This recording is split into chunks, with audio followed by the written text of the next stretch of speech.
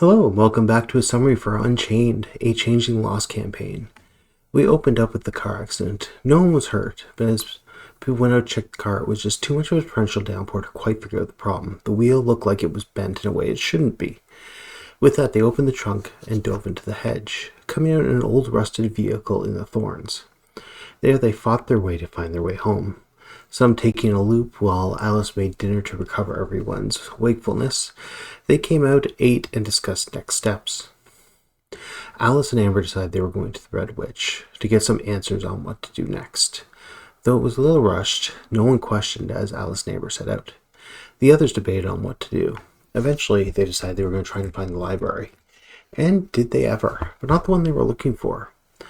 The secret library of the Queen of the Library of the Paper Fairies, and many other possible such names.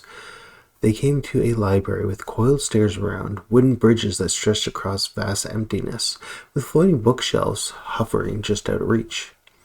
There they eventually found Queen of the Library, a claiming hobgoblin who was interested in teaching changeling things, though had not visitors many time and did not seem to be able to leave the library. In fact, one of the things she wanted was a trod built to her library so she could see people more often. With that, one of the crew agreed to that, learning some information, testing out some riddles which she was able to figure out, and as well giving her lots of glamour. She was excited for this, taking in the energy and creating new paper fairies along the way. The Motley learned a few things before heading off. Upon returning home, they got a text from Amber. Meanwhile, Alice and Amber had made their way to the Red Witch, who had no love for the Lord Malice, as Alice had brought up, and didn't believe souls existed for changelings. With that, they said they would lead the Red Witch to Lord Malice, which they did.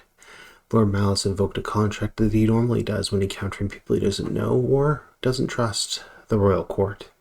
So no harm was able to come for him.